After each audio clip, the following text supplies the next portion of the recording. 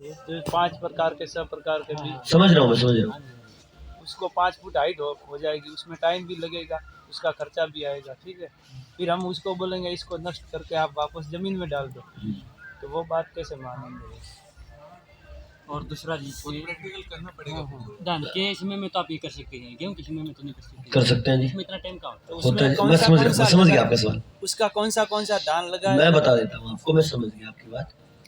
देखो, ये जो काम आपको करना है, क्योंकि सवाल भी मैं रिपीट कर देता हूँ। सवाल ये है कि जो हम हर खेती करते टाइम जो इतने सारे बीजों को उगाएंगे तो उसको मिट्टी में जोतने में दिक्कत आएगी, वो एक समस्या है कि नहीं? क्योंकि 5-5 6-6 फीट का हो जाएगा।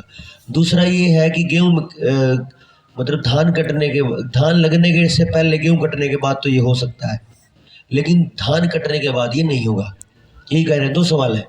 देखो, पहली बात तो ये है कि आपका जो खर्च है वो सारा का सारा 600-700 रुपए का है ये बीज उगाने का, ठीक है। कोई आधा किलो बीज है, कोई 200 ग्राम है, कोई 2 किलो है, कोई 4 किलो है। सारा ही बीज लगभग 10-12 किलो है।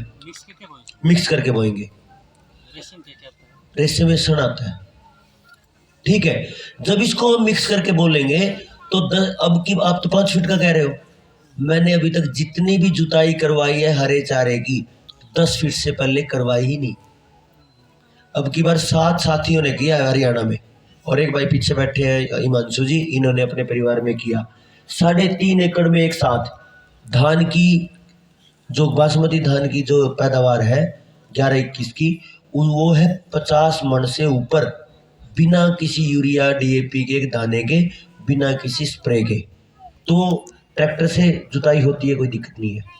वो पूरा खेत में लगाना है, जैसे एक साइड में लगा के? एक साइड में नहीं, पूरे खेत में। क्योंकि केवल कटवाना नहीं है, जब ये पौधे बढ़ेंगे तो इनकी जड़ें जब बढ़ेंगी तो जड़ों में गांठें होती हैं, और उन गांठों में जीवाणु होते हैं, सूक्ष्म जीव होते हैं, वही तो असली काम करेंगे। यानी जड़ों में जीवाणु पैदा हो गए, और उन जीवाणुओं को खाने के लिए जब आप ऊपर वाला मटेरियल मिट्टी में कटवाओगे तो वो आएगा काम। फिर वो सड़ेगा, वो गलेगा, फिर और ज्यादा जीवाणु पैदा होंगे, और ज्यादा गलेगा, और ज्यादा जीवाणु पैदा होंगे। जितने ज्यादा जीवाणु पैदा होंगे वो उतना खाद बनाएंगे। तो जीवाणु भी हो गए, यानी खाने वाला भी हो गया, पंडित जी भी हो गए, और उसके लिए खीर भी हो गई, क्योंकि वो हरा चारा आपने कटवा दिया। 2-3 साल चल जाता है वो, फिर उस पर ही आ गया मैं। अगला यही है। दूसरी बात जो भाई कह रहे हैं कि है ना, गेहूं कटते हैं और उसके बाद धान लगता है, तो आपके पास टाइम होता है 1.5 महीना 2 महीने, तो उस टाइम तो हो जाएगा। लेकिन जब आप धान काटोगे और गेहूं बोएगे तब नहीं होता टाइम। आपने देखा गन्ने की खेती देखी है किसी ने? है ना, गन्ना अभी कट रहा है ना, गन्ना अभी कट भी रहा है और कुछ कट भी गया। जिन साथियों का गन्ना अभी कट रहा है वो अभी गेहूं बो रहे हैं, पता आपको? 75 किस्में, मतलब जो दिसंबर जनवरी तक बोई जाने वाली कुछ किस्में हैं गेहूं की, तो बोते हैं ना। और धान कब कटे थे? सितंबर अक्टूबर में कटे थे ना धान। तो आधा अक्टूबर, पूरा नवंबर, पूरा दिसंबर। बात समझ आई? हम ऐसा करें, धान को ऐसा लगाएं 15 दिन पहले। हाँ, 1509 है, 11-21 है, वो थोड़ा पहले लगा लो। और इसका मतलब ये क्या, वो खेती 15 दिन पहले कटेगी। और गेहूं जो आपको बोना है उसको 15 दिन लेट कर दो, तो कितना दिन हो गया? 1 महीना। 1 महीना। 1 महीने में आपके पास कौन कौन सी फसलें हैं? सरसों है, जवी है, चना है, और जो भी उस टाइम की है उनको बो दो, तो 1 महीने में वो लगभग 3-3 4-4 फीट की आराम से हो जाएंगी। और वो उस समय 3-3 4-4 फीट का मटेरियल बहुत है। हो गया ना समाधान?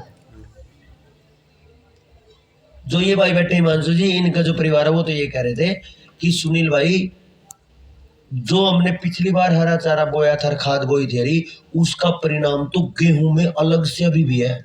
लोगों के यूरिया के 3-3 कट्टे यूरिया की जो ग्रोथ है ना, उससे कहीं ज्यादा ग्रोथ मेरे गेहूं के, जिसमें एक दाना नहीं पड़ा अभी तक।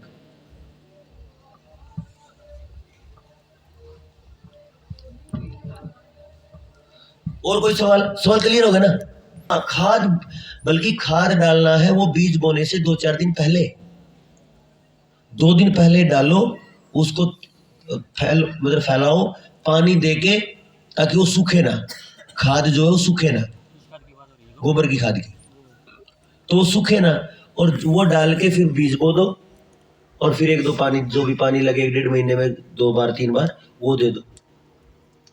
इस पे हम स्पेशल खेती के कार्यक्रम कर सकते हैं, 2-4 एक दिन का 4-5 घंटे केवल खेती पे ही बात करेंगे, खेती की हर समस्या के समाधान पे। तो ऐसे कार्यक्रम अगर आपको लगता है कि होने चाहिए तो आप उसको करो।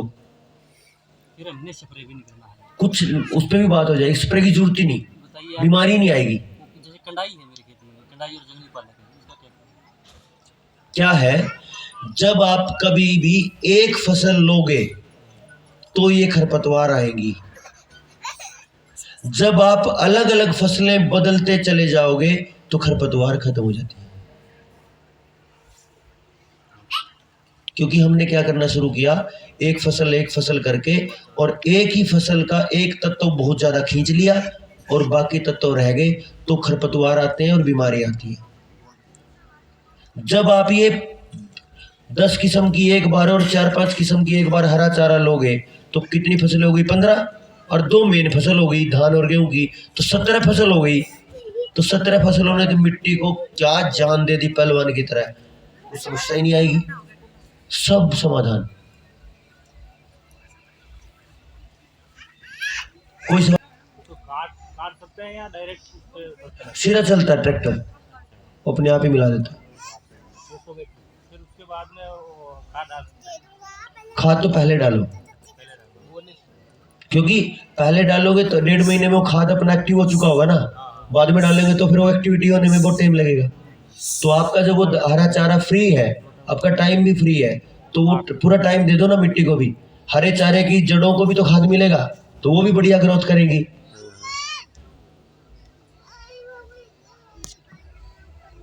लस्सी रोमठा बताएगा, तो आपकी क्या राय है?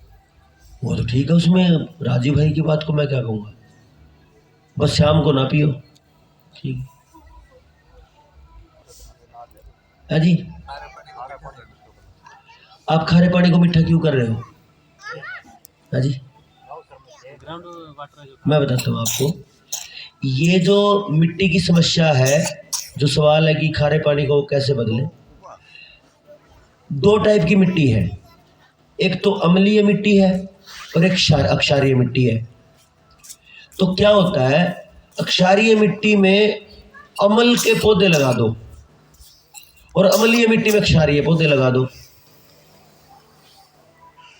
तो वो कभी परेशान नहीं होंगे।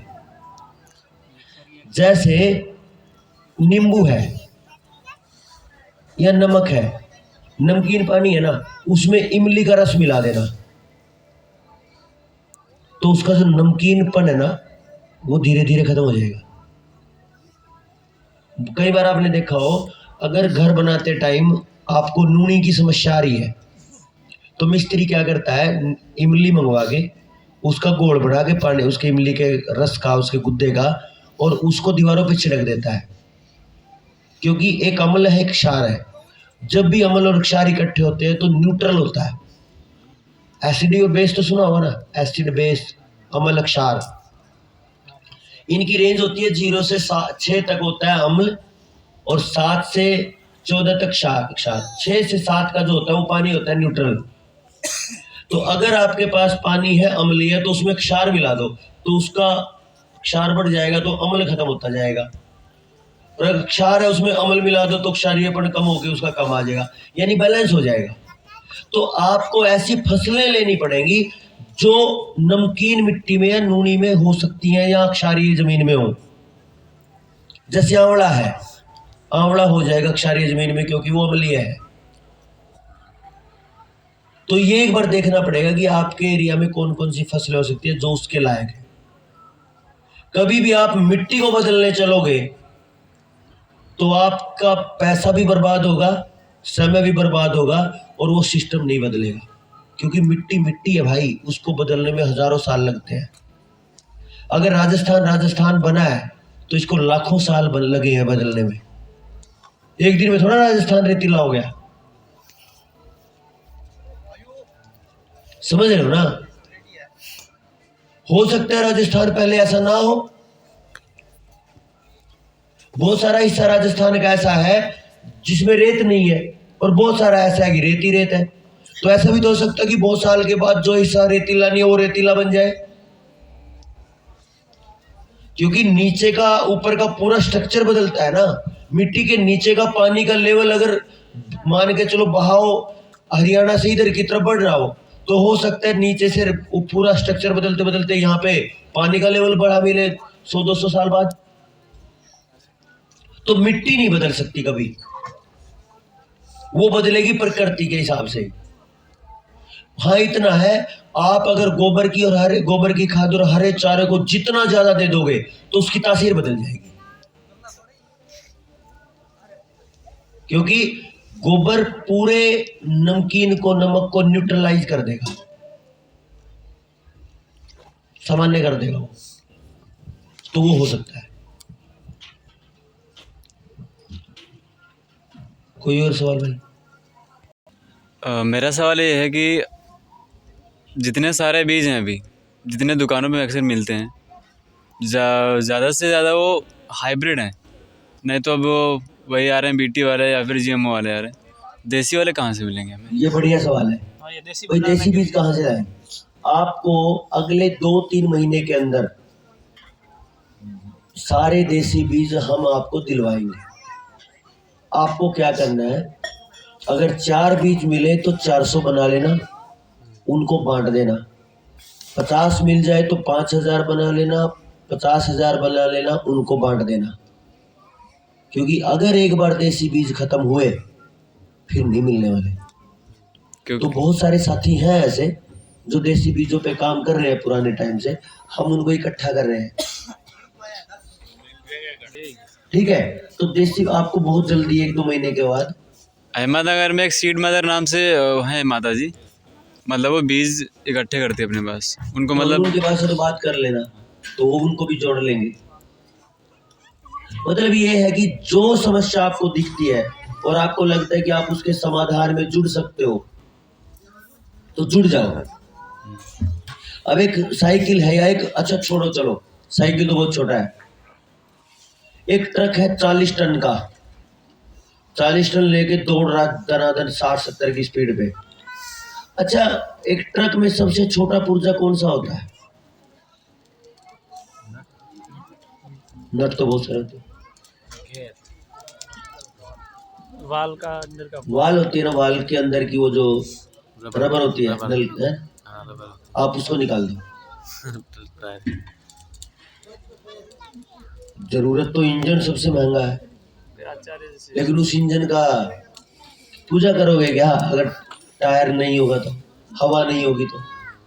उस हवा को रोकने की वाली जो वाल्व है वो सबसे छोटा पुर्जा है, तो उसकी कीमत क्या कम है इंजन से? बताओ। तो मतलब आप संगठन में छोटा सा हिस्सेदारी का काम कर रहे हो या बड़ी हिस्सेदारी का काम कर रहे हो, तो काम तो संगठन का है ना, वो चलेगा आपके भरोसे। आपने दिन में 4 लोगों को फोन किया, अरे वो बहुत है, क्या पता उन 4 लोगों में से कोई एक आदमी ऐसा निकल आए जो धुरंधर हो, जो लाखों लोगों को जोड़ दे, है कि नहीं? तो किसी की कीमत कम या ज्यादा नहीं है, सबकी कीमत है। कोई कह दे वाल की कीमत तो ये 2 रुपए थी, इंजन 5 लाख का था, मेरे को तो नहीं फर्क पड़ता। मुझे तो लगता है कि वो वाल भी कई लाखों की है, अगर वाल ही ना हो तो चलेगा ही नहीं। आधी रात को कहीं धुंध में चल रहा हो और वाल निकल जाए, इंजन बेशक कितना ही ताकतवर हो सकता है ना सर?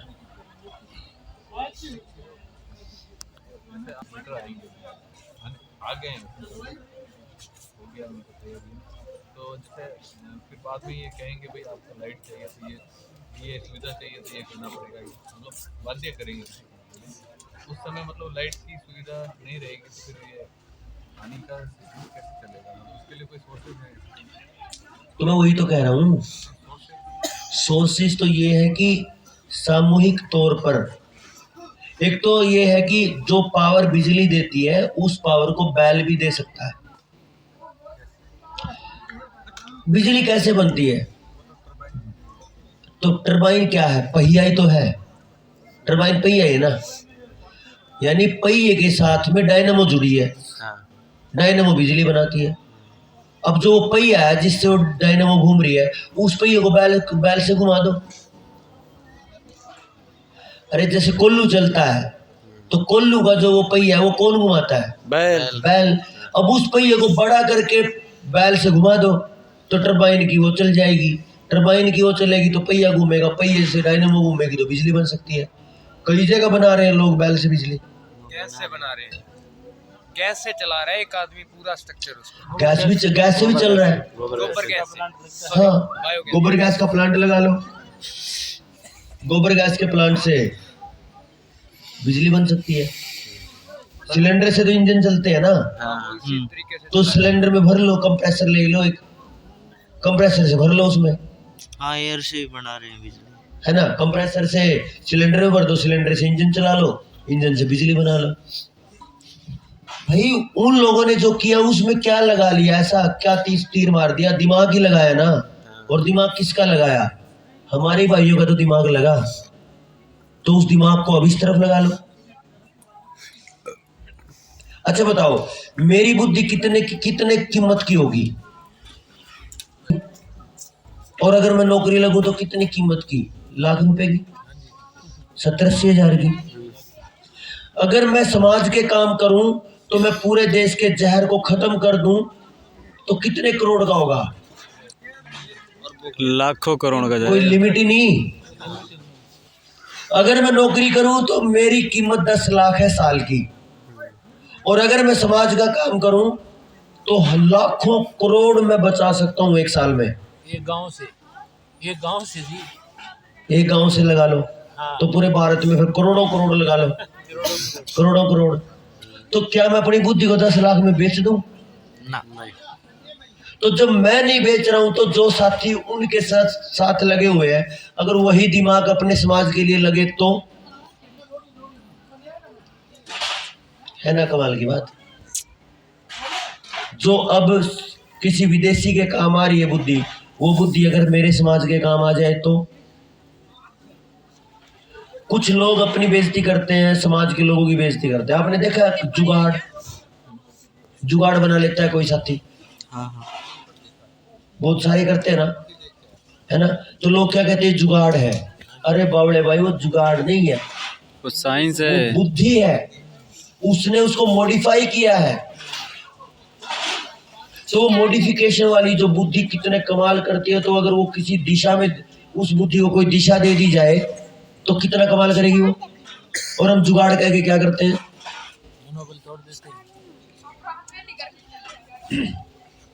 कोई एक आयुर्वेद का सूत्र है, फॉर्मूला है, वो क्या करता है? वो सूत्र कोई बड़ी बीमारी को ठीक कर देता है, और हम उसको नुस्खा कह के मतलब खत्म कर देते हैं। ये नुस्खा था, उसने बताया था, बस ठीक हो गया। अरे वो नुस्खा थोड़ा था, वो आयुर्वेद का बड़ा सूत्र था, फॉर्मूला है वो आयुर्वेद का, उसका औषधियों का। तो औषधियों का जो परमुटेशन कॉम्बिनेशन है, जो औषधियों का सूत्र है, उसके मिलाने का, उसके जो भी सिस्टम बनता है, उसकी मात्रा के मिलाने से वो कितने बड़े बड़े रोग ठीक कर देता है। तो वो तो कितने बड़े लेवल की औषधि दवाई है, नुस्खा थोड़ा है। जैसे हम जुगाड़ कह के तकनीक कब की बेइज्जती करते हैं, ऐसे नुस्खा कह के क्या कर देते हैं? आयुर्वेद के उस आयुर्वेद के फॉर्मूले को बेवकूफ बना के छोड़ देते हैं। तो समझना पड़ेगा ना अपने। अभी यहाँ पे किसी अंग्रेज को बैठा दो तो सब अपने आप को नीचा महसूस करते हैं अंग्रेज के सामने, जैसे उसको अंग्रेजी आती है और हमें नहीं आती इसलिए। अरे वहां पे जाके देखो, कोई भीख मांगने वाला भी तो अंग्रेजी बोलता मिलेगा? मिलता नहीं। राजीव दीक्षित जी ने जैसे बताया था ना वो टाई बांधने के बारे में अंग्रेजों की, वो असल में थी नाक पूछने के लिए। चलो वो अलग अलग बात है, कोई कुछ मतलब अपने अपने तरीके हैं बता देंगे। तो बात किसी तरीके से ले लो, अपनी बुद्धि, अपने देश की बुद्धि अपने समाज के काम आए, ये पहला पॉइंट होना चाहिए। मैंने मेरे बापू को एक दिन बोल दिया ये कि मगर मेरी बुद्धि की कितनी कीमत है। बोला कि मैं क्या बताऊं, तो मगर मैं बता देता हूं, मैं पूरे देश के लाखों करोड़ों करोड़ रुपए बचा दूंगा अगर मैं 5 साल 10 साल और जिंदा रहा तो मेरी कीमत क्या उतनी ही है, और भी करोड़ों है, की। और भी है। अगर मैं और जिंदा रहा तो कुछ और इनोवेटिव करूंगा। जैसे भाई ने बोला ना वो खरपतवार वाली बात, कटाई वाली बात, एग्जैक्ट उसी टाइम मेरे दिमाग में 4 रिसर्च चल रही थी, क्योंकि मेरे दिमाग में अभी 4 रिसर्च चलती है। अगर मुझे बीएससी एग्रीकल्चर के 20 नौजवान मिल जाए तो वो रिसर्च कमाल कर सकती है, लेकिन मेरे पास टाइम नहीं है खुद करने का। मैं खुद पीएचडी नहीं हूं, लेकिन 20 साथियों की पीएचडी करवा दूंगा उस विषय पे। तो मैं अपनी बुद्धि को कैसे बेचूं भाई? और मेरे पास है तो ऐसी बुद्धि सबके पास है। तो ये समाज के काम आनी चाहिए बस।